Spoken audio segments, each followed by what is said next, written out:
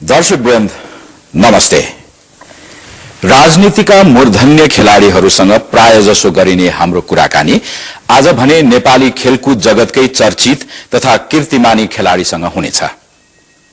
जतिसुकै असफल भए पनि जीवनभर रिटायर हुन नपर्ने राजनीति अनि शारीरिक तथा मानसिक स्वास्थ्यमा कमजोरीसँगै खेल जीवन नै त्याग्नुपर्ने वास्तविक खेलाडीका कथा व्यथा, समग्र खेलकुद क्षेत्रको सम्भावना र भविष्यको विषयमा कुराकानी गर्न हामीसँग हुनुहुन्छ कीर्तिमानी टेक्वान्डो खेलाडी एवं नेपाल राष्ट्रिय तथा अन्तर्राष्ट्रिय खेलाडी संघका अध्यक्ष Deepak Bisht. Deepak ji, welcome to fireside.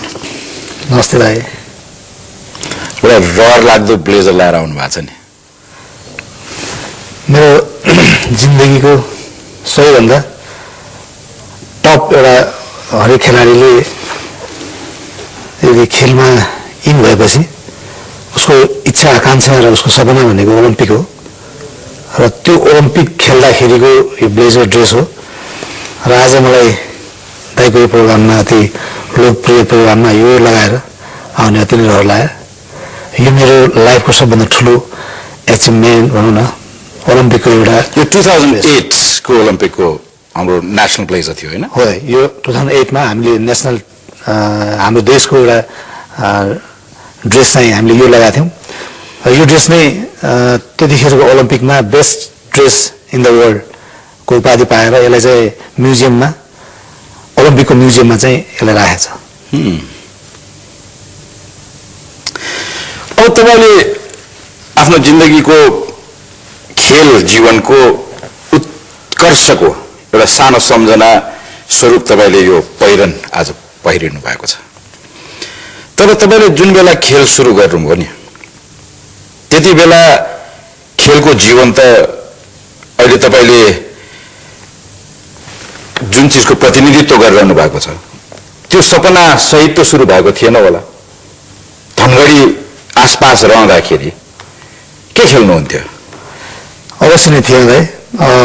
त्यतिखेर अब म गाउँमा धनगढीको एउटा नजिकै एउटा रैगवार बिचुवा गाविस छ, त्यो गाउँमा म जन्मेको र म किसानी फ्यामिली, हाम्रो परिवार चाहिँ किसान गर्ने हुनाले त्यतिखेर खेल भनेर त केही पनि थिएन। भलिबल, त्यो पनि त्यो मोजाको भित्र चाहिँ कपडाहरू राखेर त्यस्तो बनाएको एउटा बलहरू हुन्थ्यो, त्यो बललाई हामीले युज गर्थ्यौँ। त्यतिखेर त्यो खेल्ने, तर खेलमा एकदमै अभिरुचि राख्ने एउटा मान्छेमा म पनि पर्छु। नेपालको खेललाई चाहिँ फर्स्ट प्रायोरिटीमा राख्ने मान्छेमा पर्छु। त्यतिखेर अब यो सपना, यो ओलम्पिक भन्ने थाहा पनि थिएन। यति ठुलो खेलमा यति ठुलो फड्को मार्ला भन्ने पनि थाहा पनि थिएन। र म भलिबलको खेलाडी थिएँ मैले 10 क्लासभन्दा पहिला। र आएर ताइक्वान्डोमा चाहिँ फेरि यति ठुलो खेलाडी र यो ठाउँमा पोजिसनमा पुग्ला भन्ने पनि मैले पहिला भलिबलबाट सुरु गर्नुभयो आफ्नो खेल? एक्ज्याक्टली दाइ। म आइएससी पढुन्जेलसम्म म भलिबलको एउटा राम्रो खेलाडी थिएँ। ताइक्वान्डो त अब हाम्रो गाउँमा थिएन। ताइक्वान्डो भनेको त हामीलाई थाहा पनि थिएन। पहिला भलिबलमा एकदमै हामी अभिरुचि राख्ने, भलिबल खेल्ने हुनाले भलिबलमा राम्रो खेलाडी थिएँ। धेरै मेडलहरू, धेरै बेस्ट प्लेयरहरू, धेरै अवार्डहरू पाइयो त्यतिखेर भनौँ न सानो हुँदाखेरि।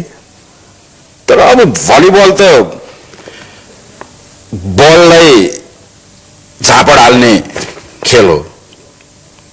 बललाई झापड हान्दा हान्दै मान्छे ठटाउने गेमतिर चाहिँ कसरी तपाईको ट्रान्जिसन भयो? यो एउटा एकदमै राम्रो घटना छ दाइ। यो हामी यति बलियो टिम थियौँ कि भलिबलको, र यो ग्रुप गेम भएको कारणले गर्दा हामी हार्न पुग्यौँ, जुन कि कल्पनाभन्दा बाहिरको कुरा थियो। र त्यसबाट पाठ सिक्यौँ हामीले। यो के हो त? मैले यति मिहिनेत गरेँ, रात दिन त्यो भलिबलमा ट्रेनिङ गरेँ, तर एकजनाले बिगारिदिएपछि गेममै हार्नुपर्ने स्थिति देखियो। अनि म चाहिँ धेरै नै अपसेट भएँ, रातभरि निद्रा लागेन यो के हो यो भनेर। अनि सिनियर दाइहरूले के भन्यो भने, तिमी चाहिँ धेरै नै खेलकुदको चाहिँ क्रेजी रहेछौ, तिमीले चाहिँ इन्डिभिजुअल गेम चाहिँ लिऊ, त्यसपछि तिमीले राम्रो प्रगति गर्न सक्छौ भन्ने कुराहरू आइसकेपछि अनि मैले इन्डिभिजुअल गेममा चाहिँ आफूले मेहनत गरेको परिश्रमको फल आफूले पाइन्छ भनेर अनि मैले चाहिँ धनगढी शहरमा आइसकेपछि अनि मैले रङ्गशालातिर धाएर कुन गेम चाहिँ राम्रो छ भन्ने कुरामा मेरो गुरु गोविन्द विष्ट हुनुहुन्थ्यो। उहाँ मेरो आफन्त पनि पर्ने हुनाले तिमी ताइक्वान्डो खेल नि त भनेर उहाँले भन्यो। अङ्कलले पनि त्यस्तै कुराहरू आइसकेपछि अनि म ताइक्वान्डोमा चाहिँ इन भएको। अब टेक्वान्डो त बेसिकली यसलाई कस्तो किसिमको खेल भन्छ? यो मार्सल आर्ट टेक्वान्डोको 3टा फुल फर्म हुन्छ। टे भनेको खुट्टा, क्वान भनेको हात, डो भनेको त्यसको खेल्ने ठाउँ अथवा एक्टिभिटिजहरू गर्ने ठाउँ हो। यो खुट्टा र हात र खुट्टाले खेल्ने हो खेल हो यो खास चाहिँ। तर टेक्वान्डो चाहिँ बढी चाहिँ खुट्टा चाहिँ युज हुन्छ। खुट्टाकै कम्मरभन्दा मुनिको भागले चाहिँ कम्मरभन्दा माथिल्लो भागलाई हान्ने एउटा कला हो यो। कम्मरभन्दा मुनिको भागले कम्मरभन्दा मुनि चाहिँ हान्न पाउँदैन। कम्मरभन्दा मुनिको भागले कम्मरभन्दा माथिको भागलाई खुट्टाले चाहिँ प्योरली सेल्फ डिफेन्स का रूपमा विकसित भएको खेल हो। एकदमै यो चाहिँ कोरियाबाट साउथ कोरियाबाट यसको उत्पत्ति भएको र त्यतिखेरको त्यहाँ चाहिँ ट्रेडिसनल खेल त्यहाँको वार हुँदाखेरि चाहिँ यो सेल्फ डिफेन्सबाट नै यो उत्पत्ति भएको कुरा हो, खेल हो यो। एकैछिन जिस्काउँ है तपाईँलाई। हजुर, यो भलिबल खेलाडी हुँदाखेरि वा टेक्वान्डोसँग तपाईँ परिचित हुनुभन्दा अगाडि नियममा बाँधिनुभन्दा अगाडि आफ्नो गाउँठाउँमा थाहा नपाइकन कतिको खेल्नुहुन्थ्यो टेक्वान्डो? झगडा हुन्थ्यो? अवश्य नै हुन्थ्यो। किनभने म अलिकता खाइपी लाग्दो नै थिएँ त्यतिखेर पनि गाउँमा। किसानको छोरा भए हुनाले ताजा ताजा खाना पाइन्थ्यो, सबै चिज ताजा हुन्थ्यो। त्यतिखेर अलिक बलियो पनि थिएँ म। र गाउँमा कस्तो हुन्छ भने जसले चाहिँ हान्यो त्यो चाहिँ हिरो हुने नै हो। त्यतिखेर चाहिँ म सबैलाई यो भनौँ न कुस्ती, त्यतिखेर हामी पटकनी भन्थ्यौँ त्यसलाई। कुस्तीमा चाहिँ जहिले पनि जित्ने, हात लगाउन जित्ने र सबैलाई चाहिँ फाइट गर्दाखेरि चाहिँ जम्माले जित्ने भनेपछि म त्यहाँको चाहिँ हिरो नै थिएँ त्यतिखेर। त्यसले पनि मलाई चाहिँ मार्सल आर्टमा अलिक बढी इन्सपायर चाहिँ गरेको। त्यसपछि मैले त्यो इन्डियन फिल्महरू हेर्थेँ। त्यतिखेर अब इङ्ग्लिस फिल्महरू थिएन। इन्डियन फिल्ममा चाहिँ एक्सन मुभिज चाहिँ भएको नै हामी गाउँबाट भागेर दौडेर फिल्म हेर्न पुग्थ्यौँ। त्यतिखेर पनि त्यो फिल्ममा भएको कुराहरू गाउँमा युज गरिहाल्ने हामीले मान्छेलाई, त्यस्तो हुन्थ्यो बच्चाहरूलाई। त्यतिखेर एकदमै रुचि राख्ने अनि सबभन्दा ठुलो कुरा गाउँमा र स्कुलमा आफ्नो अहिले पनि तपाईँको मुक्का खानेहरू भेट हुन्छ? अवश्य नै। थारूहरू मेरो साथीहरू हुनुहुन्छ अहिले पनि, उहाँहरू भेट हुन्छ र उहाँ चाहिँ भेट्दाखेरि चाहिँ एकदमै रमाइलो हुन्छ। पुरानो कुराहरू धेरै याद आउँछ हामीलाई। त्यसमा चाहिँ कुनै कारणवश खान्थे कि तपाईँको दनक त्यो अनाहकमा खान्थे? कुरा कस्तो हुन्थ्यो भने त्यतिखेर भलिबलहरू, बलहरू, मजाको बलहरू हुन्थ्यो। त्यो खेल्ने क्रममा त्यतिखेर अब डिबेट हुन्थ्यो। कुनै पनि खेलहरू खेल्दाखेरि चाहिँ अलि बढी डिबेट भयो भने चाहिँ अनि हात खुट्टा नै मेरो जान्थ्यो त्यतिखेर। त्यो स्ट्रिट टेक्वान्डो पछि तपाईँले जसरी राष्ट्रिय खेल जगतमा प्रवेश गर्नुभयो त्यसको एकैछिन सम्झना गरौँ। तपाईँले आफ्नै गाउँठाउँमा कुन बेला कन्सियसली तपाईँले टेक्वान्डोमा चाहिँ नि जित हासिल गर्नुभयो जसले तपाईँलाई राजधानीसम्म ल्याउने एउटा बाटो खोल्यो भनौँ न? एसएलसीसम्म त म गाउँमा पढेको थिएँ। त्यतिखेर बिजुली बत्ती नै थिएन, टाइक्वान्डो भन्ने शब्द नै थिएन। केही परिवर्तन भएको छैन? अहिले पनि खासै छैन बिजुली बत्ती त। अहिले चाहिँ हाम्रो गाउँमा बिजुली बत्ती त आछ, तर के भन्छ त्यो पावर लोड सेडिङको कमी भएको छ। त्यसपछि आइएससी म पढ्नमा पनि राम्रो थिएँ र घर परिवारले, बुवा आमाले खेलेर केही पनि काम छैन, खेलेर जिन्दगी उपार्जन गर्न नै सकिँदैन, पढ्नुपर्छ भन्ने नै थियो उहाँको सोचाइ। र म पढ्नमा पनि राम्रो विद्यार्थी थिएँ। त्यसपछि आइएससी पढेँ म, किनभने इन्जिनियर डक्टर हुनुपर्छ भन्ने थियो। मेरो एकजना अङ्कल हुनुहुन्छ खडग विश्व अहिले इन्जिनियर, उहाँलाई हेरेर मेरो बुवा आमाले तैँले खडग विश्व जस्तो हुनुपर्छ भन्नुहुन्थ्यो। भनेपछि टोटली अगेन्स्ट टु यो खेलमा मेरो प्यारेन्ट्स चाहिँ। अनि आइएससी दिइसकेपछिको कुरा हो, जब म खेललाई पहिलो प्राथमिकता दिन लागेँ र पढाइलाई सेकेन्ड प्रायोरिटी दिन लागेँ, घरबाट धेरै नै मलाई बाधा अर्चना आउँथ्यो। तर पनि जब मैले खेल स्टार्ट गरेँ धनगढी टाइक्वान्डो डोजाङमा, म जुनियर बेल्टमै हुँदाखेरि जब म येलो बेल्ट थिएँ, त्यो येलो बेल्ट भनेको बिगिनर्स बेल्ट हो। त्यो नेसनल गेम हेटेरमा भएको मलाई याद छ। कसैले आशा पनि गरेको थिएन कि मैले मेडल ल्याउँछु भनेर।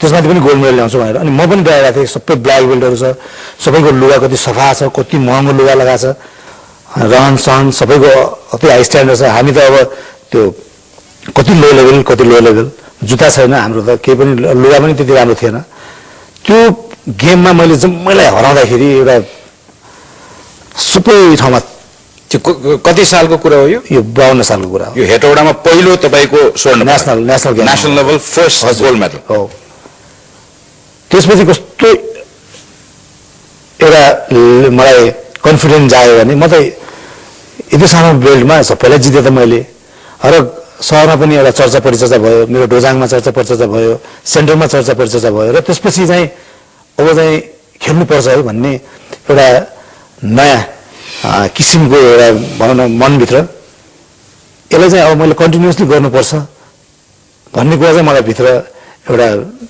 जागरण आयो र मैले त्यसलाई चाहिँ कन्टिन्यू तपाईले 52 सालको आफ्नो सम्झना गर्नुभयो तपाईको रेज्युमे हेर्दाखेरि त्यहाँ क्लियरली लेखिएको छ कि तपाईले नेपालमा खेल्नु भएको कुनै पनि राष्ट्रिय स्तरको खेल हार्नु भएको छैन सत्य हो अवश्य नै मैले त्यही भएर होला म अहिलेसम्म ताइक्वान्डोलाई यति माया गर्ने र ताइक्वान्डोलाई मैले बाट कहीँ टाढा नजाने नेपालमा म अनडिफिटेड नै हो कुनै पनि कम्पिटिसन च्याम्पियनसिपमा मैले नेसनल गेमहरुमा कहिले पनि मैले कसैसँग हार बेहोर्नु चाहिँ परेन तपाईले कतिवटा वेट क्याटेगोरीजमा खेल्नुभयो यो पनि एउटा रमाइलो कुरा छ म पहिला फेदरवेट भन्छ फेदरवेटमा खेलेको थिएँ मैले -67 केजी हो त्यसपछि समय परिस्थिति र जुन मेरो स्वास्थ्य परिस्थितिले गर्दाखेरि मेरो प्रब्लमहरु निमा प्रब्लम आउँदाखेरि वेट गेन भयो त्यसपछि माथिल्लो वेटमा लाइट वेट भन्छ लाइट वेटमा खेले त्यसपछि वेल्टरमा खेले त्यसपछि मिडलमा खेले मैले 4 वटा वेटमा मैले गेम खेले नेपालमा र 4 वटा वेटमा म कसैलाई मलाई चाहिँ जित्ने मान्छे कोही पनि आएन र सबैलाई मैले त्यो 4 वटा वेटमा जिते र मैले इन्टरनेशनल लेभलमा पनि त्यो 4 वटा वेटमा मेडल ल्याए मैले अब यो राष्ट्रिय जीवनको एउटा समराइज्ड तपाईको जीवन हामीले यहाँसम्म सुन्यौं मलाई बताइदिनुस् तपाईँ पहिलोचोटि हङकङ जानुभयो हैन हजुर विदेशको नाममा इन्टरनेशनल गेम खेल्न हङकङ गएको थिएँ म केही छ त्यस्ता सम्झना जुन दर्शकहरुका लागि पनि रोचक होस् अब जब म बीबीएस पढ्नमा भनेर काठमाडौँ आएको थिएँ त्यतिखेर मैले प्लेन देख्ने मौका पाएको थिएँ त्यो पनि 5 रुपैयाँको टिकट काटेर त्रिभुवन इन्टरनेशनल एयरपोर्टमा गएर त्यो हेर्ने मैले मौका पाएको थिएँ धेरै टाढाबाट हेरेको थिएँ र त्यसपछि एउटा इन्टरनेशनल गेम खेल्न बाहिर जानु अनि त्यसपछि पनि एउटा ठूलो प्लेनमा चढ्न पाउनु त्यो मेरो लागि एउटा अविस्मरणीय क्षण नै थियो कति सालको कुरा यो 1999 को कुरा जस्तो लाग्छ मलाई 1999 हजुर र पहिलोचोटि ठूलो बोइङमा चढेको थिएँ ठूलो घर जस्तोमा चढेको थिएँ थाहा थिएन त्यो के हो कसो हो हैन र त्यहाँ जाँदाखेरि इन फ्लाइट तपाईलाई र्याग गर्यो भनेर पनि सुनेको थिएँ मैले सँगैको सहकर्मी साथीहरूले अब भन्न त्यो भित्रको एक्टिभिटिज काम कुराहरू त्यो भित्र टोयलेट जाने कसरी त्यो भित्र खाने कसरी के पनि थाहा थिएन फर्स्ट चोटि प्लेनमा चढेको त्यही पनि इन्टरनेशनल प्लेनमा बोइङमा त्यसमाथि केही थाहा छैन हैन अनि साथीहरू पहिलो सिनियर साथीहरू जो चाहिँ पहिलोचोटि गइसकेका थिए उहाँहरूले चाहिँ अलिकता र्यागिङ चाहिँ गरेका थियो अब हामी चाहिँ साँच्चै नै हो भनेर पत्यायौं हैन पछि चाहिँ थाहा पाउँदा यो त्यो कुनै कुनै त नेशनल टिभीमा भन्न नहुने र्यागिङ पनि खप्नु पर्यो हैन 5 घण्टामा अवश्य नै त्यो गेम जित्नुभयो त्यो गेम जितेर फर्स्ट चोटि वर्ल्ड च्याम्पियनशिप खेलेको थिएँ त्यो सबैभन्दा ठुलो गेम हो हाम्रो ताइक्वान्डोको लागि र मैले फर्स्ट एउटा गेम बाइ पाएर मैले एउटा कम्पिटिसनको भावनामा मैले फर्स्ट एक्सपिरियन्स भएको हुनाले त्यो माथि पनि कस्तो भने त्यहाँ म्याचमा खेल्नुपर्ने यहाँ म्याच छैन त्यहाँ चाहिँ भनौँ न जुन इन्भाइरोमेन्टमा मैले खेलेको थिएँ त्यो इन्भाइरोमेन्ट फर्स्ट चोटि पाएको हुनाले अलिकति नर्भस चाहिँ भएको थिएँ म र त्यो गेम मलाई धेरै ठुलो एक्सपिरियन्स चाहिँ भयो र त्यो गेमपछि एउटा कन्फिडेन्ट लेभल चाहिँ माथि आयो मैले आफ्नो गुरुलाई के भने म फेरि अझै एकछिनमा गएर त्यसलाई फेरि यदि स्पारिङ गर्ने हो भने म यसलाई अहिले जिते देखाइदिन्छु भन्ने कुरा त्यो चाहिँ कन्फिडेन्ट लेभल चाहिँ मेरो बढेको थियो संसारको तर खेलको नियममा ती सब चीज परमिटेड हुँदैन एकदम हुँदैन तर त्यो कन्फिडेन्ट लेभल चाहिँ माथि आएको थियो मैले मलाई एउटा कुरा नि यो स्पेशली यो बडी कन्ट्याक्ट स्पोर्ट्सहरुको टेलिभिजनमा प्रसारणहरु हेर्दाखेरि अब मैले धेरै स्पोर्ट्स पर्सनालिटीसँग अन्तर्वार्ता गर्ने मौका त पाएको छुइनँ, तर आज जस्तो मौका मिलेको छ, रिङमा छ नि तपाईँलाई कुन बेला थाहा हुन्छ कि अब म नकआउट भएँ अथवा म चाहिँ अब जित्दिनँ? त्यति बेला कन्सियसली तपाईँ फाइट गरिरहनु भएको हुन्छ कि तपाईँहरूको त्यो बडी कन्ट्याक्टले गर्दाखेरि तपाईँहरूको मन मस्तिष्क तपाईँहरूको कन्ट्रोलमा हुँदैन? म एउटा कुरा यहाँलाई भन्न चाहन्छु, अहिलेसम्मको 20 वर्ष 2 दशकको यो पिरियडमा नेपालीहरूको माया, तपाईँहरूको सबैको आशीर्वाद र भगवानको आशीर्वादले त्यो सिचुएसनमा म पर्नु परेको छैन कि नकआउट अहिलेसम्म नकआउट भएको छु, न फेसमा त्यस्तो नराम्रो अनकन्सियस हुने गरी किक पनि खाएको छु। त्यो भएको कारणले त्यस्तो चाहिँ सिचुएसन मलाई आएको छैन। तर कस्तो हो भने जब मान्छेलाई नकआउट फेसमा लाग्छ, जब त्यो अनकन्सियस हुन्छ, त्यसपछि एउटा यस्तो स्टेज आउँछ कि त्यो मान्छे खेल्नै सक्दैन। र त्यो चाहिँ मैले अरूलाई अपोनेन्टलाई चाहिँ गरेको छु, त्यो नकआउट हानेको छु मैले लाइफमा। धेरैजनालाई धेरैको अब भनौँ न त्यो मैले जानी चाहिँ गराएर, त्यो खेलको एउटा नियम हुन्छ, धेरैको भनौँ न दिमागी हलचल हुने गरिकन, बङ्गारा नै भाँचिने गरिकन, ज नै अपरेसन हुने गरिकन, करङ नै भाँचिने गरिकन, त्यस्तो चाहिँ लाइफमा घटना चाहिँ घटाएको छ। तर अपोनेन्टको चाहिँ घटाएको छ, मेरो चाहिँ घटाएको छैन। यसलाई रिफ्रेस गरौँ न त, तपाईँ मोस्टली विनर होइन, त्यसैले तपाईँले चाहिँ नि तपाईँको ओपोनेन्टलाई त्यस्तो नकआउट पञ्च वा किक हान्दाखेरि अब यो चाहिँ ढल्यो भन्ने कन्सियसनेस चाहिँ तपाईँलाई हुन्छ? अवश्य नै। यो चाहिँ कस्तो हुन्छ भने जब मैले उसलाई हान्दाखेरि जुन रिदममा जुन मोसनमा हिँडिरहेको हुन्छ, ऊ जस्ट टोटली चेन्ज हुन्छ।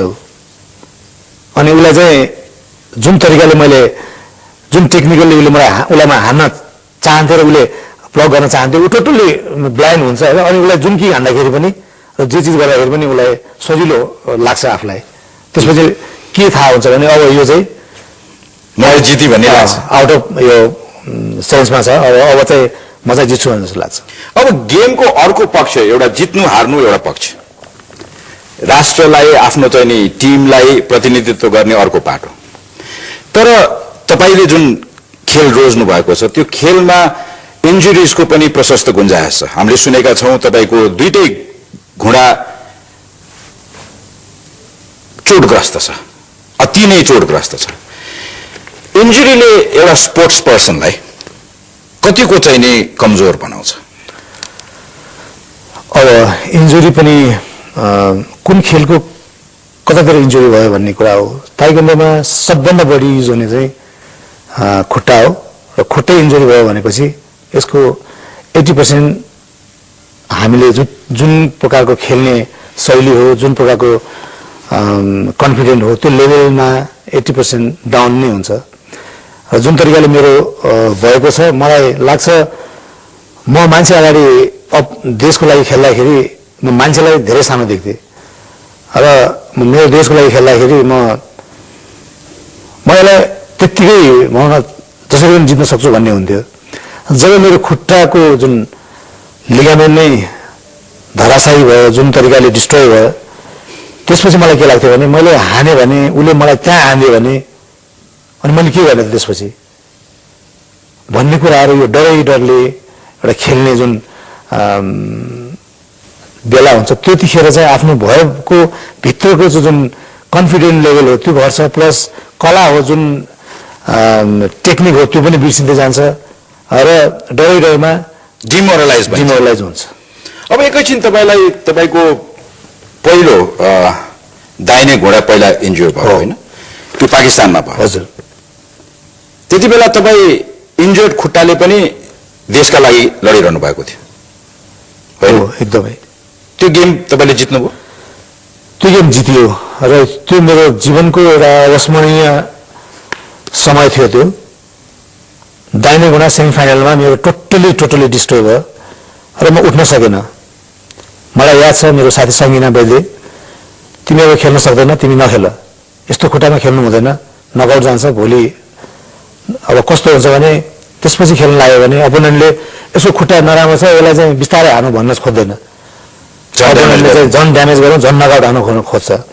त्यसपछि अरूहरूले पनि सबैले मलाई नखेला भने, किनभने मेरो एक्टिभिटिज नै कस्तो थियो भने उभिन खुट्टा भुइँमा राख्ने स्थिति थिएन। त्यो स्थितिमा म धेरै नै मैले सोचेँ र मलाई लाग्छ मैले त्यतिखेर पनि मैले भनेको थिएँ मलाई यस्तो पावर र यति मलाई एनर्जी मेरो देशले दियो र मैले सोचेँ म लास्ट अन्तिम साससम्म मैले ल्याउनुपर्छ। मैले देशको लागि यहाँ आइसकेपछि म हारे पनि म मैदानमा उत्रिएर हार्नुपर्छ, यो पहिलेदेखि मैले वकओभर चाहिँ दिनुहुन्न भन्ने मैले सोचेँ र भगवानले र नेपालीहरूको मायाले मलाई यति साथ दियो। मैले त्यो गेम जितेर त्यो पाकिस्तानी खेलाडीसँग परेको थियो फाइनलमा र पाकिस्तानी खेलाडीसँग पऱ्यो र सबै त्यो त्यहाँ भएका जम्मैजना पाकिस्तानीले समेत मलाई आउटिङ गर्यो। त्यसपछि मेरो खुट्टाको स्थिति देखेर र म मेडल लाउन पनि सकेन। मैले बल्ल बल्ल एकजनाको सपोर्टले गर्दा मेडल लाउन सकेँ र त्यो दिन मेरो लागि धेरै ठुलो अविस्मरणीय क्षण थियो। र त्यसपछि जुन मलाई के सोचेँ भने अब म खेलबाट मैले हात धुनुपर्छ कि खेलमा लागेको थियो कि यो मेरो अन्तिम विजय हो वा अन्तिम प्रतिस्पर्धा हो, मैले खेल्न सक्ने जस्तो पनि लागेको थियो। अवश्य लागेको थियो, किनभने म बस्न नसक्ने उठ्न नसक्ने, अरूले मान्छेले मलाई हेल्प गरेर हिँडाउनु। म एउटा कुरा सोध्न चाहन्छु, यसरी तपाईँले अहिले राष्ट्रिय प्रतिनिधित्वको कुरा गर्नुभयो र एउटा राष्ट्रिय खेलाडीका रूपमा विदेशी भूमिमा तपाईँ खेलका माध्यमबाट लड्दै हुनुहुन्थ्यो। तपाईँको फिजिकल कन्डिसनको कुरा तपाईँले आफै व्याख्या गरिसक्नुभयो कि तपाईँ उभिन पनि सक्नु हुँदैन थियो, तर रिसोर्सेसको कमीले हो कि संवेदनशीलताको कमीले हो कि तपाईलाई पाकिस्तानबाट नेपाल आउनका लागि एउटा प्लेन समेत पनि बन्दोबस्त हुन सकेन त्यति बेला भन्ने सुनिन्छ, सत्य हो? सत्य हो, एकदमै दुःख लाग्छ यो घटना हैन। अब सम्बन्धित निकायले सोच्नुपर्ने कुरा हो। हामी खेलाडी हो, हामीले खेल्दाखेरि कहिले पनि देशको लागि नै खेल्ने हो र मैले यो पाउँछु भनेर खेल्ने हैन, म प्लेनमा आउन पाउँछु भनेर पनि खेल्ने हैन। म जसरी पनि देशको झण्डा विदेशी भूमिमा सबैभन्दा माथि फहराउनु पर्छ भन्ने मात्रै हो। हामीले गरिसकेपछि गर्ने काम सम्बन्धित निकायको हो। तर म रातभरि, मलाई याद छ मेरो साथी थियो एकजना, ऊ पनि सुतेन म पनि सुतेन, रातभरि ट्रेनमा त्यहाँबाट यहाँ आउँदाखेरि लगभग 45 आवर लाग्यो होला जस्तो लाग्छ मलाई। रुँदै आउनु पर्यो? रुँदै आएँ म। त्यो मेरो साथीलाई थाहा छ, मेरो घुँडा स्ट्रेटको स्ट्रेट हो, ट्रेन पनि राम्रो ट्रेनमा थिएन। त्यतिखेरको घटना देख्दाखेरि साँच्चै नै भन्नुपर्दा यति दुःखदायक र दर्दनाक थियो कि म फेरि खेलकुदमा म फर्किन्छु जस्तो लागेको थिएन, किनभने म त धेरै नै नाजुक अवस्थामा थिएँ त्यतिखेर। मैले यो प्रश्नको सुरुमै सोधेँ, यो स्रोतको कमीले हो कि संवेदनशीलताको कमीले हो कि यो कि कसैको के भन्ने एउटा कुनै अब मानवीय कुरै भएन नि यो त।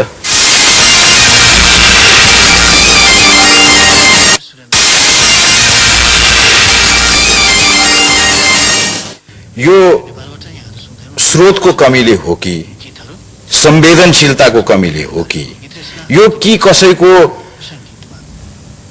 के भन्ने एउटा कुनै अब मानवीय कुरै भएन नि यो त। यो संवेदनशीलता र यसलाई चाहिँ के भन्छ भने खेलकुदमा जुन तरिकाको पोलिटिक्स हुन्थ्यो र जुन तरिकाले आफूलाई मात्रै भन्ने हुन्थ्यो, जुन तरिकाले खेलकुदमा खेलाडीलाई युज भइन्छ, त्यो नै हो जस्तो लाग्छ। खेलकुदमा खेलकुद नबुझेको मान्छेहरू आएर नै हो भन्ने चाहिँ मलाई लाग्छ। तर पछि कथम कदाचित त नभनौँ, पछि तपाईँले अलिकति कालान्तरमा आएर यो खुट्टाको सर्जरी गर्नका लागि सरकारी रकम जुट्यो तपाईँका लागि? अवश्य नै। मलाई नेपाल सरकारले त्यतिखेर 5 लाख रुपियाँ दिएर मलाई अपरेसन गर्न पठाउनु भयो, तर त्यसको लागि धेरै सङ्घर्ष गर्नु पर्यो। मैले भन्नु खोजेँ, एउटा खेलाडीले खेल्ने काम हो, देशको नाम राख्ने काम हो, त्यसपछिका कामहरू अरूले गर्ने काम, जुन चाहिँ त्यो निकायमा बसेका मान्छेहरू छन् त्यसले गर्ने काम हो जस्तो लाग्छ मलाई। तर यहाँ चाहिँ अहिलेसम्म के भइरहेछ भने आफ्नै खेलाडीहरूले नै गर्ने एउटा तपाईँहरूसँग चाहिँ नि तत्कालीन रूपमा पाकिस्तानमा तपाईँ जुन बेला टेक्वान्डो नेपालहरू प्रतिनिधित्व गरेर खेलिरहनु भएको थियो तपाईँहरूसँग तपाईँहरूको टिम डाक्टर थिएन टिम डाक्टर भन्नाले पनि यो विडम्बनाको कुरा हो नेपालमा एउटा डाक्टर पठाएको थियो त्यो डाक्टर चाहिँ हाम्रो बक्सिङमा लगभग 4 घण्टा पर अर्को ठाउँमा चाहिँ टुर्नामेन्ट भएको थियो र बक्सिङ अति ताइक्वान्डोभन्दा संवेदनशील भएको हुनाले भनेर डाक्टर चाहिँ बक्सिङमा गएको थियो अब सबै गेमहरू हरेक दिन सँगै हुन्छन् र हामी कहाँ चाहिँ एउटा डाक्टर पनि थिएन कुनै इक्विपमेन्ट पनि थिएन त्यतिखेर दिपकजी तर तपाईँले सबै नेपालीको मायाले ईश्वरको कृपाले तपाईँले आफ्नो घुँडा ठिक गर्नुभयो तपाईँ ठिक हुनुभयो तपाईँ फेरि लड्न जानुभयो बङ्गलादेश त्यसपछि मैले श्रीलङ्का लडेँ त्यसपछि मैले बङ्गलादेश लडेँ त्यसपछि मैले एसियन गेम 2006 मा दोहा कतारमा लडेँ सबै ठाउँबाट मेडल ल्याएँ त्यसपछि ओलम्पिक क्वालिफाइङ भए त्यो अपरेसन गरिसकेपछि र मलाई त्यतिखेर पनि भन्दै मलाई यो अपरेसन गरिदिनुहोस् म लड्न चाहन्छु म अझ खेल्न चाहन्छु भनेर र ढिलै भए पनि नेपाल सरकारले दियो दोस्रो घुँडा पनि बिग्रियो होइन तपाईँको सेम कन्डिसनमा दोस्रो घुँडा चाहिँ ओलम्पिक खेल्दाखेरिको कुरा हो म ओलम्पिक खेल्दाखेरि जब म कोरियामा के ट्रेनिङको लागि गएको थिएँ त्यतिखेर मेरो लेफ्ट घुँडा पनि सेम कन्डिसनमा लिगामेन्ट छिन्यो लिगामेन्ट च्यातियो तपाईँले देशका खातिर साउथ एसियन फेडरेसन गेम्स यसमा 4वटा स्वर्ण पदक एसियाडमा 2वटा काँस्य पदक र ओलम्पिक्समा क्वालिफाइड भएर जाने जुन मौका पाउनुभयो मलाई एउटा चिज बताइदिनुहोस् त्यो अनुभव धेरै थोरैले मात्रै गरेका हुन्छन् सायद काँस्य रजतका एक्सपिरियन्सहरू धेरैसँग होलान् तर स्वर्णको एक्सपिरियन्स बोकेका थोरै खेलाडीहरू मात्रै हुनुहुन्छ जसमध्ये तपाईँ पनि एकजना सौभाग्यशाली खेलाडी हुनुहुन्छ जुन बेला तपाईँको घाँटीमा स्वर्ण पदक लगाइन्छ र जुन बेला राष्ट्रगानको धुन बज्छ कस्तो अनुभव हुन्छ त्यो समय र त्यो स्थिति र त्यो परिस्थितिलाई हेर्दाखेरि चाहिँ यो राष्ट्रिय धुन यो राष्ट्रिय गान यो राष्ट्रिय झण्डा जहिले पनि बजाउने मौका पाऊँ र एउटा खेलमा जहिले पनि जितौँ र त्यो भिक्ट्री चाहिँ यो देशलाई जहिले पनि दिन पाऊँ जस्तो मलाई अनुभव हुन्छ र मैले त्यही नै अनुभव गरेर मैले अहिलेसम्मको खेलमा मैले त्यो अनुभव गरेको छु मलाई फर्स्ट साफदेखि लिएर फोर्थ साफसम्म मलाई याद छ 8th 9th 10th 11 मा जुन मैले गोल्ड मेडल जित्दै गएँ र जुन तरिकाको मैले फर्स्ट साउथ एसियन गेममा जित्दाखेरिको जुन मान सम्मान नेपाल र नेपालीबाट पाएँ त्यो सम्मान र मान त्यतिखेर झझल्को याद आउँछ र त्यो सेकेन्ड गोल्ड मेडल जित्दाखेरि पनि बाबरे अब मैले फेरि नेपाल र नेपालीको मान सम्मान चाहिँ मैले यदि नै पाउँछु है भन्ने एउटा यस्तो भित्रबाट हरेक शरीरको हरेक ठाउँबाट काना उत्पन्न हुन्छ कि अब त्यो बयानै गर्न सकिँदैन त्यो सायदै कम खेलाडीहरूले त्यो अनुभव गर्न पाउँछ त्यो काँडा चाहिँ जहिले पनि उमार्न पाऊँ र देशको लागि देशको नाममा चाहिँ राष्ट्रिय झण्डा चाहिँ फहराउन पाऊँ भन्ने मन जहिले पनि आइरहेको छ मन त आइरहन्छ तर फिजिकलिटीले उमेरले आदि इत्यादिले बिस्तारो आफ्नो धर्म छोड्दै जान्छ होइन अवश्य नै कहिलेसम्म चाहिँ अब खेलौँला जस्तो लागेको छ तपाईँले राष्ट्रका लागि आज यो अति नै लोकप्रिय टिभीको अति नै लोकप्रिय च्यानल के अरे प्रोग्रामबाट म एउटा सानो कुरा भन्न पनि चाहन्छु मैले जति खेलेँ 2 दशक गेम खेलेँ र मैले जति गरेँ मैले अहिलेसम्म मैले देशको लागि धेरै गरेको छु जस्तो मैले आफूलाई फिल चाहिँ हुँदैन तर गर्दा गर्दै क्रममा एउटा साउथ एसियामा पनि रेकर्ड राख्ने मौका पाइयो एसियन गेम्समा पनि 2 चोटि पदक ल्याउने पाइयो र ओलम्पिकमा पनि ल्याउने के अरे पार्टिसिपेट हुने मौका पाइयो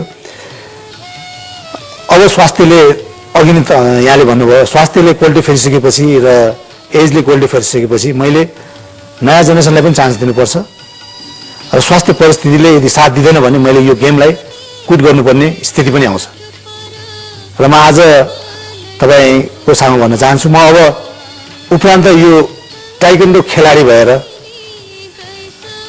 म यो स्टेजमा म मैदानमा अब चाहिँ उपस्थित हुन म सक्दैन जस्तो लाग्छ र म आउँदैन होला पनि भन्न चाहन्छु। र म विभिन्न अन्य किसिमले देशको सेवा अवश्य नै गर्नेछु। देशलाई अवश्य नै देशको झण्डा फहराउने र देशका लागि खातिर आफ्नो जीवन नै सुम्पिनेछु, तर खेलाडी भएर चाहिँ अवश्य नै आउने छैन। तपाईँले अहिले जसरी हामीलाई बताउनु भयो नि, यसबाट हामी तपाईँको यो खेल जीवनबाट सन्यास लिने कुरा हुन्छ नि, यसको अफिसियल अनाउन्समेन्टका रूपमा हामी यसलाई लिन सक्छौँ? अवश्य नै म यो यसपछि चाहिँ अब यसलाई चाहिँ खेललाई चाहिँ यहीँबाट स्टप नै गरेको चाहिँ म भन्न चाहन्छु। यो एकदमै दुःखका साथ म भन्दैछु, मनभित्र यति चोट र पीडाका साथ भन्दैछु कि मैले जो जिन्दगीमा अझै खेल्ने जुन रहर थियो, त्यो रहर मेरो स्वास्थ्यको कारणले गर्दा मैले बिचमै यसलाई चाहिँ स्टप गर्ने। तर दीपक, यो त खुसीको अवसर हो जस्तो लाग्छ। जुन कीर्तिमान तपाईँले मुलुकका लागि राखिदिनु भयो, समस्त नेपाली दाजुभाइ दिदीबहिनीका तर्फबाट यो हाम्रो पनि सौभाग्य हो। तपाईँले आज हाम्रो सामु यो खेलबाट बिदा लिएको घोषणा गर्नुभयो र यो सम्पूर्ण दाजुभाइ दिदीबहिनीका तर्फबाट तपाईँलाई धन्यवाद र बधाई आज नदिकन रहन सकिँदैन। म सम्पूर्ण सबैलाई, तपाईँ लगायत सम्पूर्ण सबैलाई म के भन्न चाहन्छु भने तपाईँहरूको यो आशीर्वाद र मायाले म यो देशमा अहिलेसम्म बसेको हो, यो देशको लागि अहिलेसम्म खेलेको हो। अपर्च्युनिटी धेरै आएको हो, तर पनि म यो देशको लागि अन्तिम साससम्म म यो देशको लागि एउटा असल नागरिक भएर यो देशलाई म केही न केही आफ्नो तर्फबाट दिइराख्नेछु।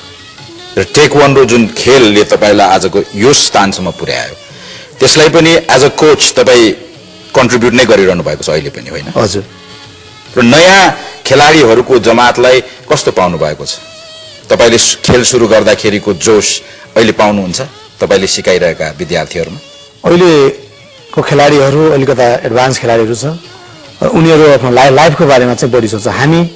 म आउँदाखेरि म यो लाइफमा यस्तो होला भनेर मैले कहिले पनि सोचेको थिएन, तर अहिलेको खेलाडीहरू खेलमा लागेर के लाइफ छ त, खेलमा लागेर के आफ्नो जिन्दगी राम्रो भविष्य राम्रो छ त भन्ने कुराहरू बढी सोच्ने कारणले गर्दाखेरि उनीहरू अलिकता त्यो तरिकाको हामीले खेल्दाखेरिको तरिकाको जस्तो ब्लाइन्डली स्पोर्ट्समा लागेको चाहिँ मैले देखेको छैन।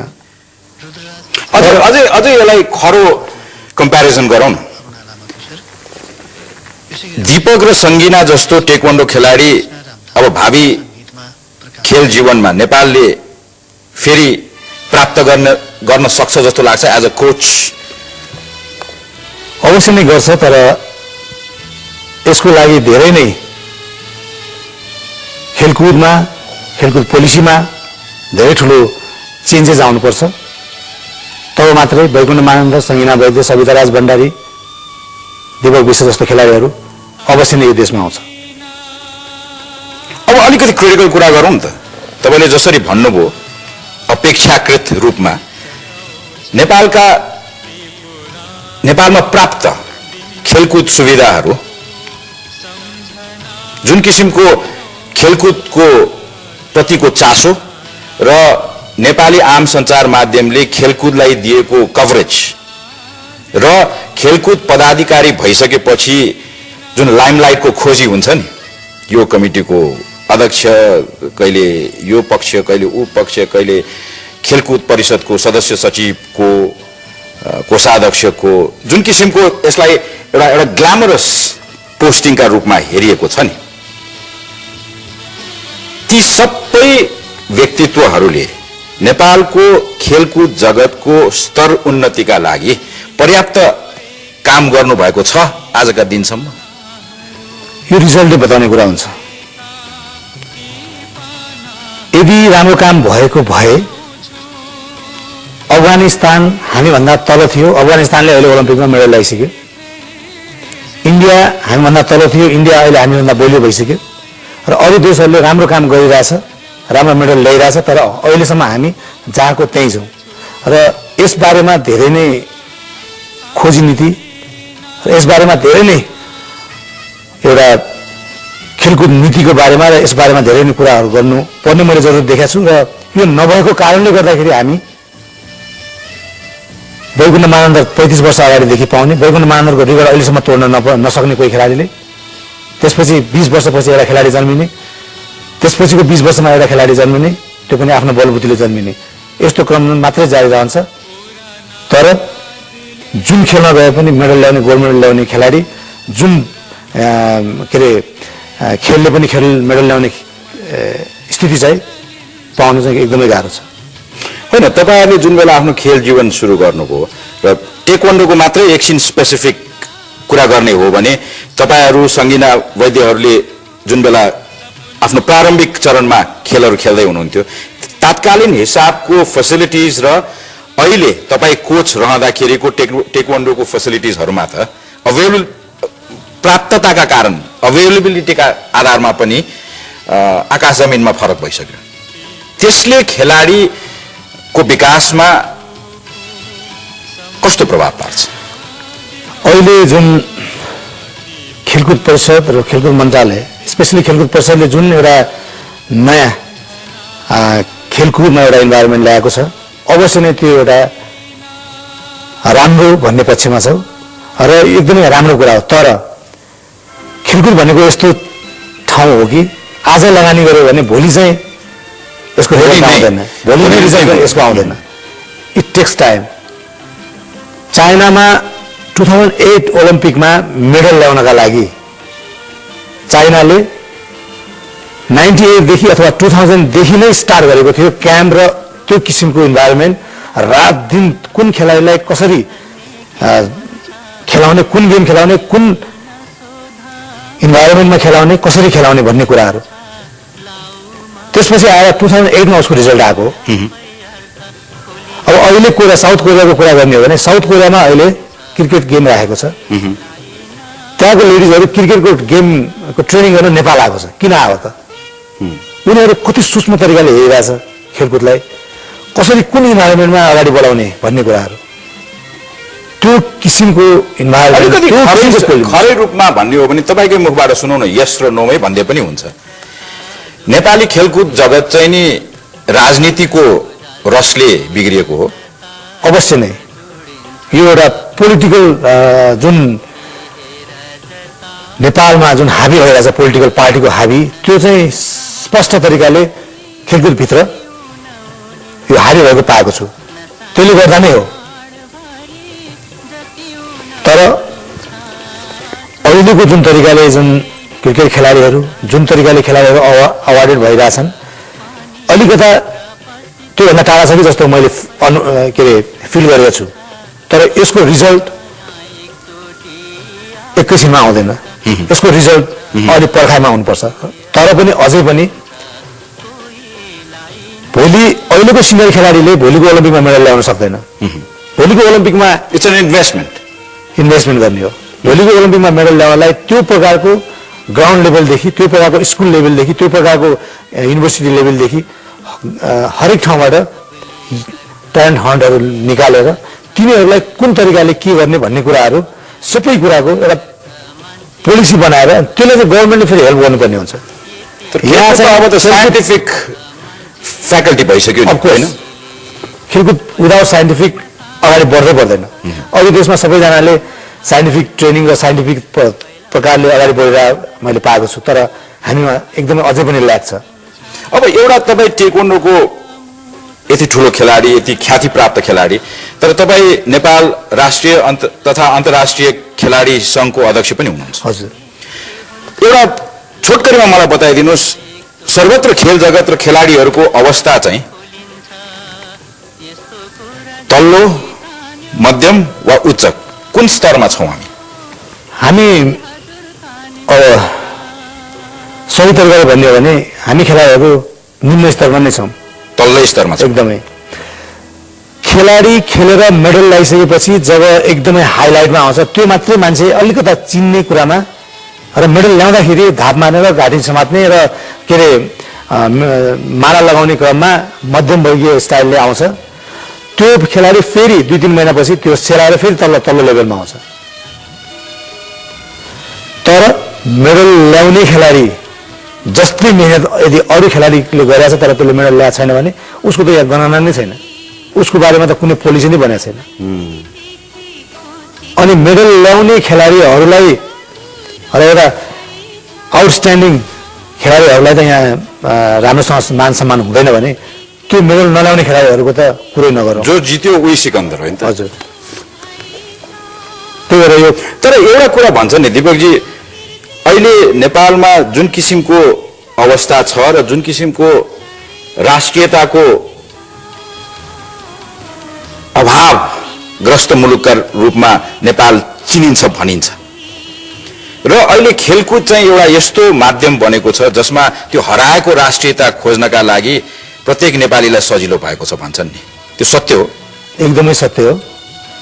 यो अहिले क्रिकेटले जुन इन्भाइरोमेन्ट जुन तरिकाको यो माहौल यो देशमा आएको छ, जहिले पनि पार्टीको झन्डा हेर्नुपर्ने, जहिले पनि त्यो रङ्गशालामा पार्टीको झन्डाको गेम हुनु पर्थ्यो र जुन क्रिकेट खेलले जुन एउटा क्वालिफाइड भयो र त्यसले चाहिँ सारा नेपाली र सारा खेल जगत नै नेपालको झन्डा फहराउने जुन एउटा मैले त्यो वातावरण देखेँ, त्यो देख्दाखेरि हामी यति धेरै भावुक भयौँ त्यतिखेर।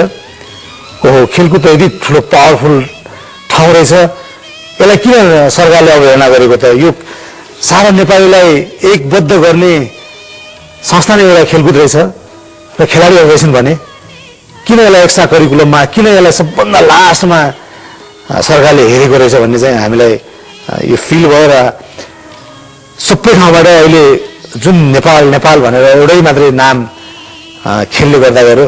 अब यो यसबाट देशले र नेताहरूले सिक्नुपर्ने एउटा पाठ पनि मैले देखेँ योबाट। सिक्लान्? अवश्य नै सिक्नेछन्, किनभने अब चाहिँ नेपाल जुन कुर्सीमा बसिरहनु भएको छ अधिकांश समय नेपाली राजनीतिका नेताहरू नै यसमा विराजमान हुनुहुन्छ। तपाईँले आज भनिरहनु भएका यी राष्ट्रिय भावनाका कुराहरूको केही न केही अंश यो मेजमा छोडेर गइदिनुहोस्, उहाँहरूलाई पनि काम लाग्ला। अब जाँदै जाँदै म एउटा प्रश्न सोध्न चाहन्छु, जुन बेला तपाईँका मातापिताले खेलेर जीवन यापन गर्न सकिन्न भन्ने एउटा अँध्यारो भविष्य देख्नु भएको थियो, आज तपाईँले त्यो सबै अँध्यारोलाई चिरेर उज्यालो देखाइदिनु भएको छ। अहिले खेलमा लागेर अब बाँकी भविष्य चाहिँ नि उज्जवल रूपमा बिताउन सकिन्छ भनेर रहर गर्ने खेलाडीहरूलाई तपाईँ कस्तो आश्वासन दिन चाहनुहुन्छ जाँदा जाँदै, कि यसमा बाँच्न सकिन्छ, अब खेलेर मात्न सकिन्छ? अहिले जुन स्थितिमा खेलाडीलाई सम्मान गर्ने एउटा जमर्को यो राष्ट्रले कसेको छ र यो देशले कसेको छ र अहिले मात्रै ढिलै भए पनि एउटा सरकारले एउटा निर्णय गरेको छ हामीलाई केही न केही भए पनि एउटा टोकन अफ लभ एउटा 25 लाख रुपियाँ दिने भन्ने जुन एउटा निर्णय गरेको छ। यसले गर्दाखेरि जसरी क्रिकेटलाई जसरी सम्मान गर्यो त्यसले गर्दाखेरि र अहिले मेडलिस्ट खेलाडीहरू सबैलाई जुन तरिकाले सम्मान गरेको मैले देखेको पाएको छु। अवश्य नै यो एउटा नजिर बन्नेछ र यो नजिर सुरुवात हो यो सुरुवात हुनु नै पर्छ र यो सुरुवातले के देखाउँछ भने अवश्य नै खेलकुदमा अब सरकारको ध्यान आकर्षण भएको छ र म हरेक युवा पिँढीलाई के भन्न चाहन्छु भने देशले के दियो भन्दा पनि देशलाई के दिन सक्छु भन्ने नै सोचेर अगाडि बढ्नुपर्छ। मैले यहाँसम्म पुग्दाखेरि यो एचिभमेन्ट हुँदाखेरि यो कुर्सीमा बस्ने हैसियतको मान्छे बन्दाखेरि पनि मैले बन्छु भनेर आएको होइन, मैले काम गर्दै आएको, काम गर्दै गर्ने क्रममा चाहिँ त्यसको इभ्यालुएसन र त्यसको सम्मान एक दिन अवश्य नै पाउने रहेछ र म यो सरकारलाई धन्यवाद दिन चाहन्छु साँच्चै नै तपाईँको यो लोकप्रिय कार्यक्रमबाट कि सुरुवात गर्यो। वैकुण्ठ दाईले 35-40 वर्षपछि यो एउटा ठुलो सम्मान पाएको छ, त्यो सम्मान हुने मौका मैले पनि पाएको छु र यो हामीलाई मात्रै यो सम्मान होइन जस्तो लाग्छ मलाई, यो नयाँ पिँढीलाई पनि हो, यो सुरुवात हो। नयाँ पिँढीहरूले यसलाई अवश्य नै मनन गर्नेछन् र यसबाट एउटा वैकुण्ठ मान्दा होइन 50वटा वैकुण्ठ मान्दा, एउटा दीपक विष्ट होइन 50वटा दीपक विष्ट अवश्य नै जन्मिनेछन् र खेलकुदमा लागेर बाँच्ने आधार बन्छ भन्ने यो एउटा फर्स्ट खुड्किला हो र यो खुड्किला धेरै नै माथि जाओस् भन्ने मेरो कामना पनि हो। दीपकजी, तपाईँ आज आइदिनु भयो। अहिलेसम्मको आफ्नो खेल जीवनबाट तपाईँले जसरी नेपाललाई धन्य धन्य गर्नुभएको छ, त्यसका लागि धन्यवाद, बधाई। र तपाईँको आगामी बाँकी जीवन नेपाली खेल र तपाईँको चाहिँ नि कीर्तिमानहरूको उज्यालोमा स्वस्थ रूपमा बितोस्, यही हाम्रो शुभकामना छ। Thank you. थ्याङ्क यू दाइ।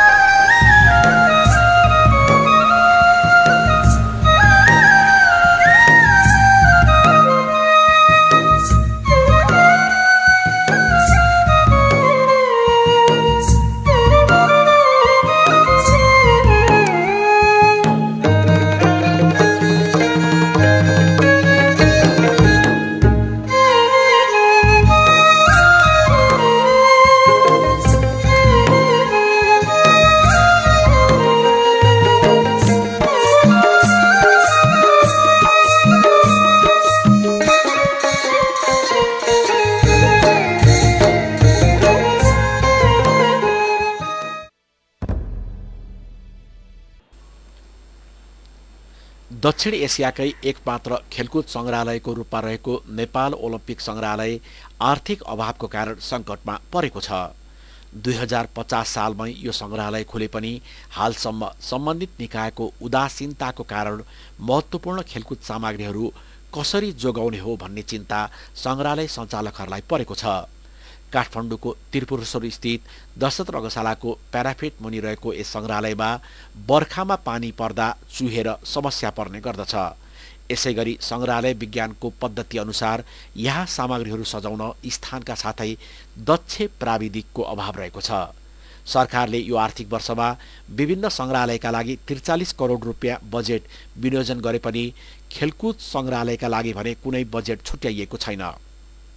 राष्ट्रिय खेलकुद परिषदको हातामै यो सङ्ग्रहालय रहे पनि परिषदले पनि सङ्ग्रहालयलाई केही रकम दिँदैन। पैसा बिना त के पनि हुँदैन। अब मुख्य कुरा चाहिँ अब अर्थको सहयोगको कुरामा आएर अड्किन्छ। अब जहाँसम्म हाम्रो 3 जना स्टाफ छ, त्यो 3 जना स्टाफको खर्च पनि म आफै पकेटबाट बेहोर्दै आइरहेको छु। यस्तो कुराहरू चाहिँ देशमा अब करोडौँ रुपियाँ खेलकुदमा लगानी हुन्छ र यस्तो ओलम्पिक सङ्ग्रहालय यहाँकी खेलकुद सङ्ग्रहालयलाई पनि केही रकमहरू प्रदान गरिदिनु भयो भने हामीलाई धेरै ठुलो सहयोग हुन्छ। 98 वर्ष अघिदेखिका खेलकुदका सामग्री सङ्ग्रह गरी राखिएको यस सङ्ग्रहालयमा क्रिकेट, फुटबल प्रतियोगिताका हालसम्मका महत्त्वपूर्ण सिल्ड तथा ट्रफीहरू राखिएका छन्। यसैगरी विभिन्न खेलाडीहरूले स्वेच्छाले आफूले पाएका पदक तथा पुरस्कार सङ्ग्रहालयलाई प्रदान गर्ने गरेका छन्। 2007 साल अघिदेखि हालसम्म आयोजना भएका विभिन्न खेलकुद प्रतियोगिताका तस्बिर तथा रेकर्डहरू सङ्ग्रहालयले सङ्ग्रह गरे पनि त्यसलाई कसरी जोगाउने हो भन्ने चिन्ताको विषय बनेको छ। सुदीप बुढाथोकीका साथ राजु सिलवाल, नेपाल टेलिभिजन।